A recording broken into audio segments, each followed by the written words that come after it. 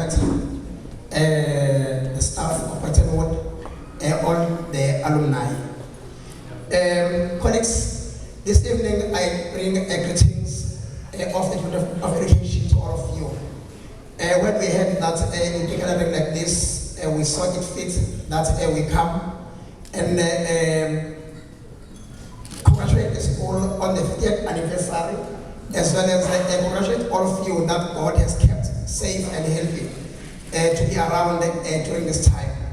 And as you sit down there, two of my boys have also gone past the school, but only a few years ago. So maybe when you celebrate the centenary, as the principal was saying, they will be part of you, though they will be younger than yourselves. But thank you so much to all of you, colleagues, the alumni, that the school still exists today because there were people like yourselves that were there when the school started, that were there over the years building to this point.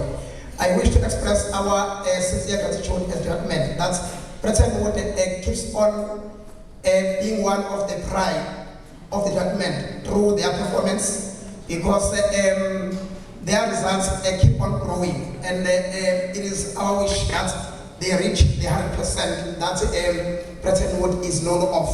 I was also pleased to meet the former principal. I believe before he leaves, he will share with the principal the expertise of those years, because what was done in those years is still relevant even at this point in time.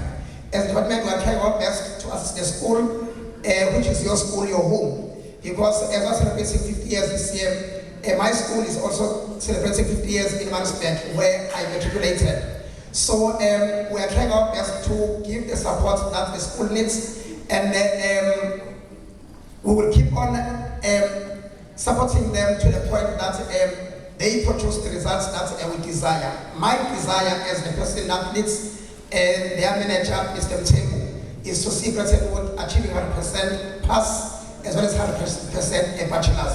So we wish you all the best when you go back at your homes. And I also invite you from the department side to say, be part of the school in all ways, because education is indeed a societal issue. So it requires all of us to come together, parents, former learners, teachers, as well as the learners themselves, in trying to make sure that we produce the best that we can. I thank you so much. God bless you. Thank you very much, Mr. Kepler.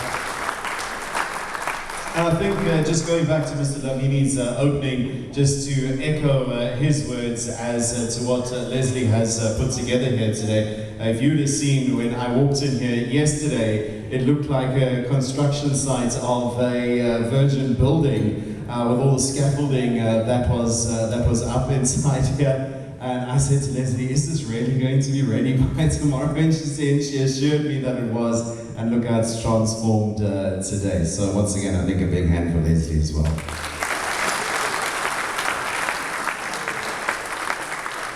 As you can see, there are some transformations and renovations taking place here at the school, or the scaffolding that is up. And if you are wanting to walk around, you are welcome to do so, but bearing in mind that some parts of the school are still a construction site. So if there is danger tape or scaffolding, try not to go in those areas, please. There are 2 classrooms that are open for viewing. So if you'd like to go and see some of the classrooms, apparently as you walk out the hall, down the corridor and then take a left, okay? I can't remember the numbers off the top of my head, but I will get those for you. I have the pleasure of being seated next to this lady here this evening, and she's been sharing some stories with the table as to what her father was doing here. I think one of the first headmasters, is that right, Wendy? So I'm going to ask her to come up and share some more stories here with you tonight. So ladies and gents, please put your hands together for Mr. Harcourt's daughter, Wendy van Skur.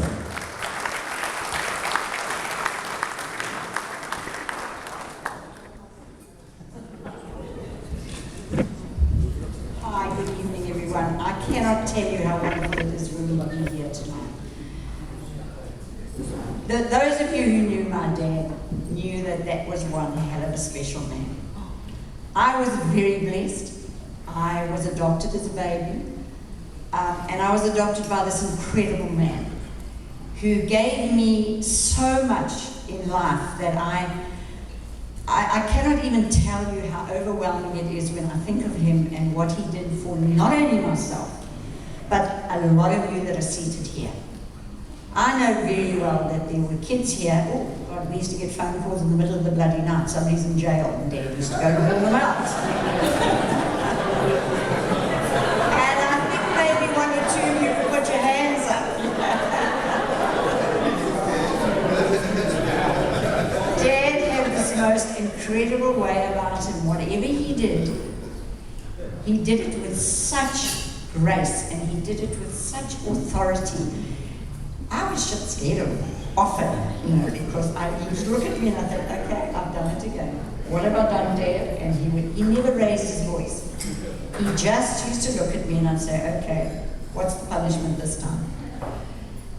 I was at his school for a few years, and whenever I did something naughty, which was frequently, I was punished twice.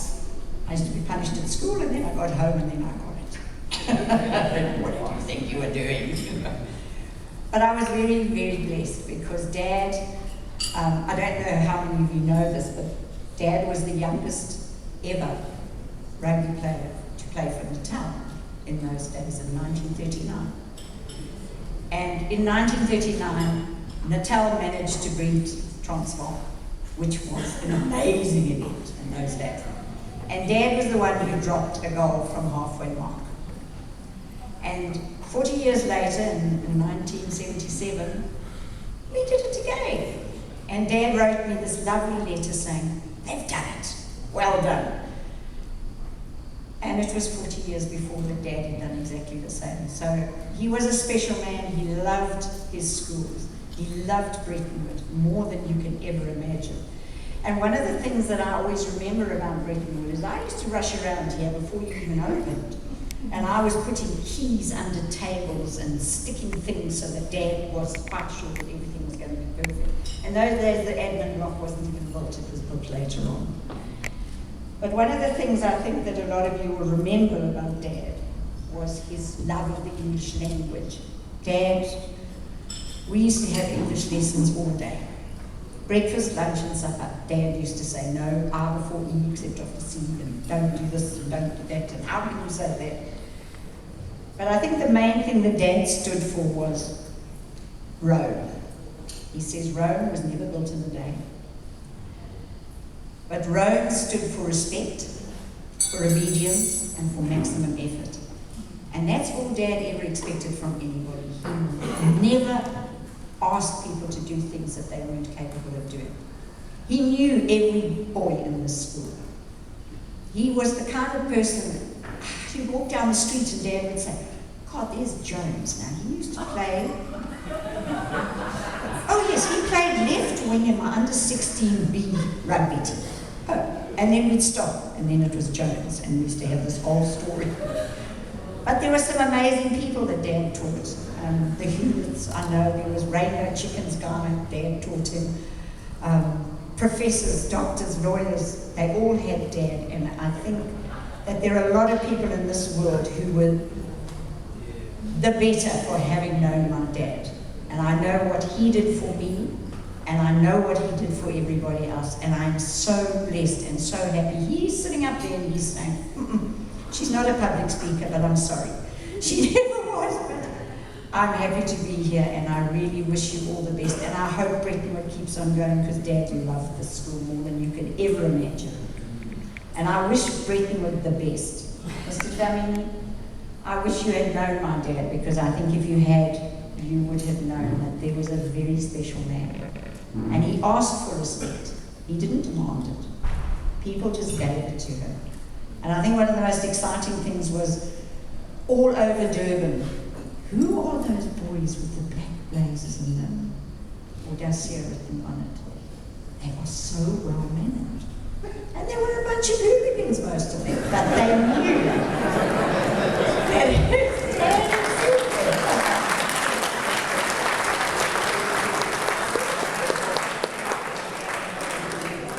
And lastly, one of the the things that Dad was so proud about. Dad loved the fact that he never had any written rules for the first 4 years of the school. There were no written rules.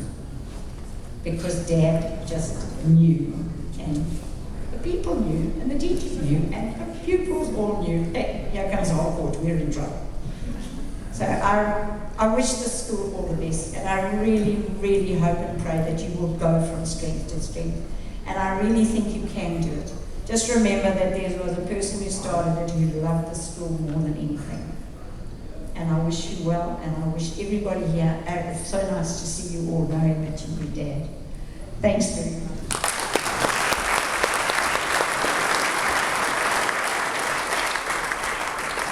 Thank you very much, Wendy. All right, well, our next person speaking here this evening, when I was handed his credentials, I kind of just went, wow.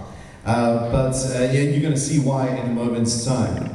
He attended Brettonwood from 66 to 70. He was the head prefect in 68 and 69, honorary prefect in 1970, vice captain of the first 11 and the athletics team in 69. He then went on to be married, I won't say for the number of years, but also blessed with 2 children and 2 grandchildren. He studied at UNISA, received a diploma in procurement management in 97, and then went on to work for Transnet, where he retired from Transnet Capital Projects last year after 44 years of continuous service.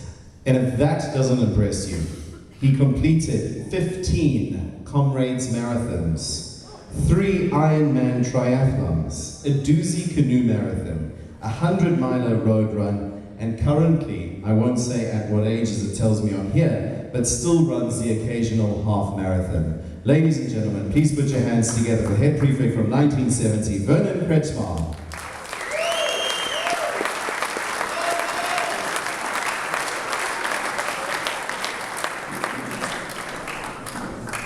Thanks for that. I made a few notes. I'll just pull them out if you don't mind.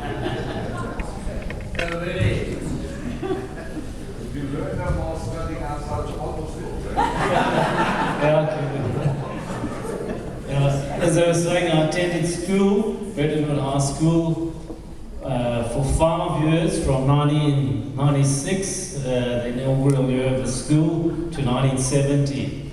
I started in Standard 7, aged 13, and spent 2 years in matric, leaving school at 18. So if you work that out, school is now 50 years old. I was 14 when I started, 13, 14, I was 14, so I'm now 64, so I don't mind saying that. As Wendy was saying, we had a few hooligans in the school when it first started.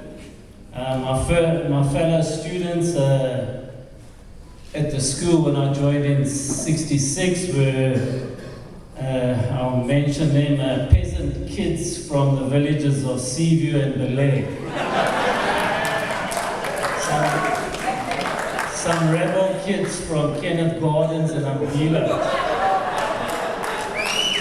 A couple of half-Lani kids from upper Oliver Lee Drive. And even some Lani kids from Glenmore and Carrington Heights.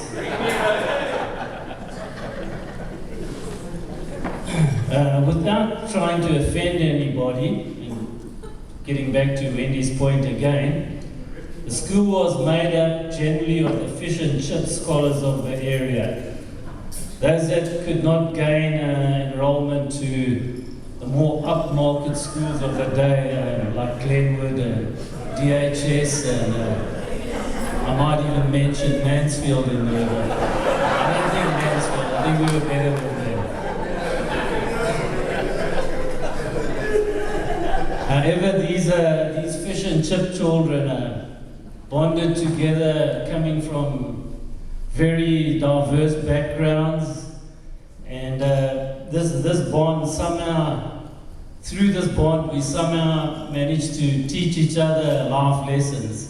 And the values in the school were really decent values. The early years were tough years in the school with the guys that we had here, but there was no bullying in the school. The bullies were sorted out by bigger bullies.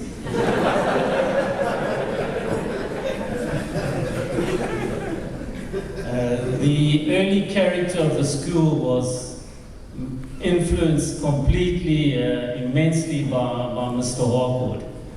Mr. Hawkwood was a first-class scholar and gentleman who, as Wendy said, had the respect of every boy in the school. And that came mostly from the way he interacted with the boys.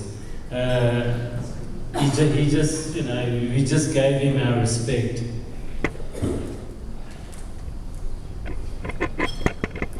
I don't think there's anybody I've ever met in the last 50 years that would disagree with me, and we've spoken a lot about Mr. Hawkwood, that he was the best headmaster I think ever around in the Natal area. Mr. Hawkwood was a strong disciplinarian, and as I said, gained the respect of the boys through his interaction with the boys. And to emphasize this point, I'd like to mention an incident that I clearly remember, the type of man he was. The incident was on the training field, on the athletic training field. And we had the biggest guy in the school at that time was John Fukaru. And John was putting the shot. But he had developed his own technique, and this technique was more like a chuck. And little known to John, it was actually a legal technique, an illegal technique. John was boasting about his record throw and that. And Mr. Hawkwood walked past him and said, "No, John, you're not allowed to do it like that. You've got to put the shot." So John said to him, well, show me. So Mr. Hawkwood, dressed as he was always in his top collar and tie, jacket, and that, just took off his jacket. He took the shot put, and he just put it at in a legal manner, and the shot put went a decent distance. So then John grabbed the shot put. He said, "Oh, well, that's easy to beat that." And he took the shot put, and he couldn't beat Mr. Hawkwood's record. And Mr. Hawkwood just walked past him and said, "You carry on training. When you beat my record, I'll come back and show you again how to put it." And that's the type of man he was. And through those examples, he commanded respect. Another example of Mr. Hawkwood that I clearly remember, a more personal and a more painful one, was I had we had I think it was like a standard 9 class then at the time. The whole class failed the geography test, and we were sent to Mr. Hawkwood for cuts. We were all to receive 3 cuts. So we lined up in his office, and he said to me, "Kretschmer, you stand at the back, you last." So the other guys went through, they got their cuts, they all got their 3 cuts. It came to my turn. Now I need to tell you, about a month before that, I'd broken my leg on the rugby field. And I was in plaster from my ankle to my buttocks. So he said to me, "Kretschmer, are you able to take your punishment?" So natural answer was, "Yes, sir." So when I got down, he said, "Bend." I got down to bend. So he whacked me. I thought it was going to be easy on me. He whacked me 3. And as I was standing up, he whacked me another one. He said, that 4th one, that's It's just so that you remember you got to set an example for the other guys. I was head prefect at the time.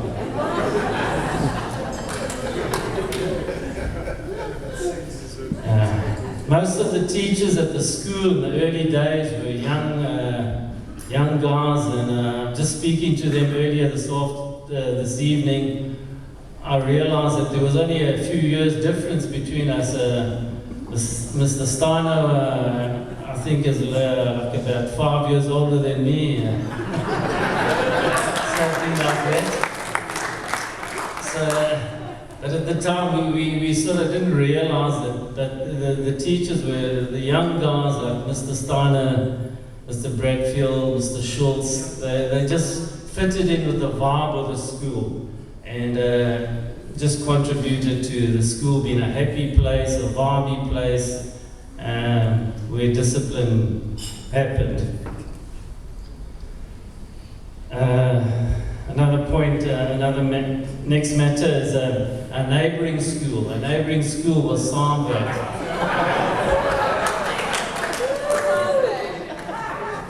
And although the Boer War ended in 1902, when it came to playing Saambach annually, the Boer War was reenacted. Although Brettonwood generally were the underdogs when we played them, because they'd been playing rugby a lot longer than us, we always seemed to rise to the occasion, and the results were always keenly contested.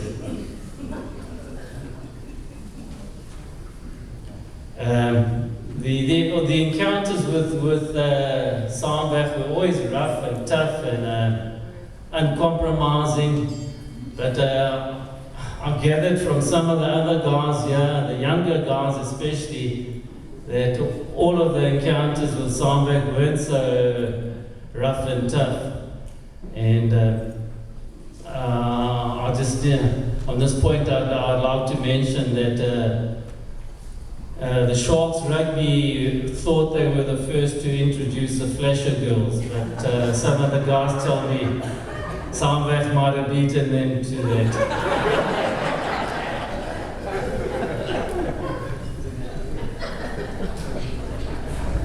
Finally, on a very personal note, I wish to share with you that I standing here now, have twice beaten cancer, including serious cancer in 2008, where there was my second bout with cancer, and it was stage 4. I was boarded from work for a year. I was reduced to walking in a walker, and prognosis was not very good. But a good medical team, faith, friends, family, and that all put together with audacious spirit helped me pull through. And that audacious spirit, I think, might have had its beginnings or had its roots in the 5 years that I spent at this school, and is in line with our school motto, O'Day Called. Thank you.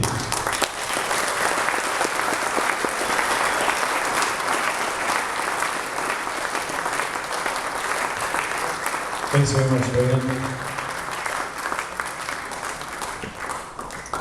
I've just got a message here to read out to everybody. It says, congratulations to the principal, staff and pupils, past and present.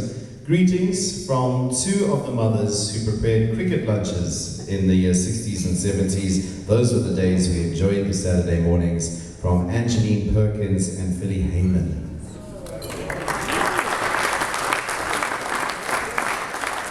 Ladies and gents, we do have one more speaker, and he is coming up after dinner. As you all know, he is celebrating his 253rd birthday this year. I did get that right, hey?